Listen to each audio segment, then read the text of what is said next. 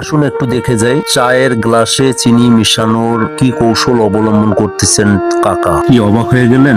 আসলে জীবন যার কাছে যান ওনার কাছে এভাবে ভালো লাগতেছে, উনি এভাবেই খাচ্ছে। ওই যে একটা কথাই আছে না, মাই লাইফ মাই রুলস।